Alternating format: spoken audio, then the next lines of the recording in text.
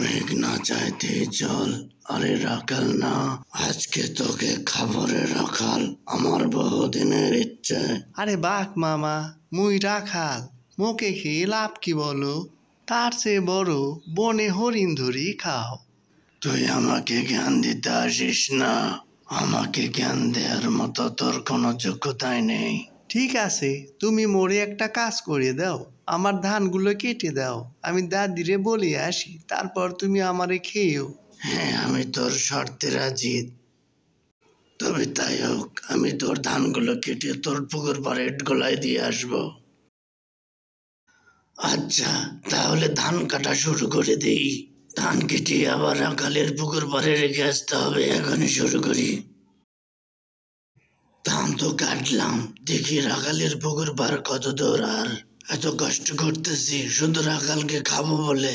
দেখি রাখালকে খাওয়ার আগে রাখালের ধানের বন্দোবস্ত করে দিচ্ছি, যাতে করে তার কোনো খাবারের অভাব না থাকে, বিশেষ করে তার দাদের। ধান বন যে কত কষ্ট। এই তো পুকুরে পাড়ে এসে গেছি, এখানেই ধানটা রাখতে হবে। রাখাল, দাদির কাছ থেকে বিদায় আদায় নিয়ে এসেছিস তো? মানুষ, তোর দাদির জন্য আমার দয়া হয় রে, কিছু বল। মুই কি বলমু আর, এই ধানগুলো যে নিয়ে যাব, ধানগুলো মারাই করতে হবে না, মোর দাদি এগুলো পারবো না। ঠিক আছে, ধান মারাই করা শেষ হয়ে গেলে এখানে আবার আসবি, তোকে খাওয়ার জন্য অপেক্ষায় থাকবো।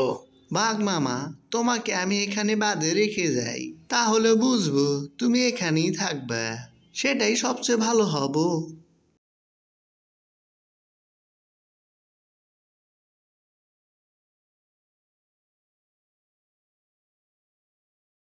আরে বাঘ মামা, তুমি এখানে বাঁধা অবস্থায় রয়েছো কেন? তোমাকে এভাবে কে বেঁধে রেখেছে বাঘ মামা, আমাকে বলো। আরে বলিস না ভাগিনা, আমাকে রাখাল বেঁধে গেছে এখানে। আমি অবশ্য স্বেচ্ছায় এখানে রয়েছি, তবে রাখাল মনে হয় চালাক। হ্যাঁ বাঘ মামা, তোমাকে মনে হয় তুমি পড়ে আছে, তোমার অবস্থায় তো খারাপ দেখতেছি বাঘ মামা। আরে ভাগিনা, আমি তো কিছু বুঝতে পারতেছি না, রাখালের কারসাজি। তুই আমার ভাইকে বলতো যায়, এখনই যা। হ্যাঁ, আমি এখনই যাচ্ছি, যে বলবো রাখাল তোমার ভাইকে বেঁধে রেখেছে।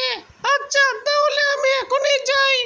যা, এখনই যা, দেরি করিস না, তাড়াতাড়ি যে বলবি যে তোর ভাই বিপদে পড়েছে, তাড়াতাড়ি যেন আসে। কে রে মিচকে, তুই তো ভালো খবর দিস না, সবসময় খারাপ খবর দিস।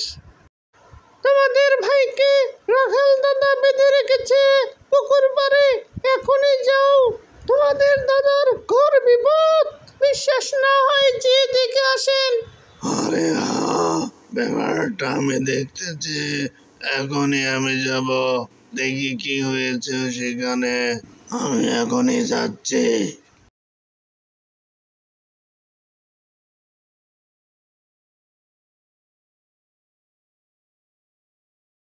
কি খবর রাখাল দাদা, আমার ভাই কি অপরাধ করেছে? ওকে বেঁধে রেখেছো কেন? অত ছোট, কি অপরাধ ওর? বাঘ মামা, ও আমার ধান খেতে এসে আমাকে খেতে চেয়েছিল, তাই বুদ্ধি করে ওকে দ্বারা ধান কাটিয়েছি, ধান নিয়ে এসেওছি এবং বেঁধে রেখেছি। সে আমার সাথে খুব দুর্ব্যবহার করেছে। মোর কথা বিশ্বাস না হইলে তাকে জিজ্ঞেস করে দেখো। এটা তো ভারী অন্যায় করেছে সে, এই অন্যায় তো কিছুতেই মানা যায় না। কি খবর ছোট, কিছু বল তো। হ্যাঁ দাদা, হ্যাঁ, কথা সত্যি, আমি রাখালের সাথে দুর্ব্যবহার করেছি। আমি তাকে ধান খেতে দেখেছিলাম, তাই লোভ সামলাতে পারছিলাম না, ভেবেছিলাম রাখাল দাদাকে খেয়ে নেব। আমি ভুল করেছি। তুই এক্ষুনি রাখাল দাদার কাছে মাপ চা, সরি বল। রাখাল দাদাকে আমরা অনেক সম্মান করি। বাঘ মামা, সমস্যা নেই, ছোট তো তাই বোঝে না, তাই আমি ওকে বেঁধে রেখেছি। আমাকে মাফ করে দাও রাখাল দাদা, আমার ভুল হয়েছে, ক্ষমা করো।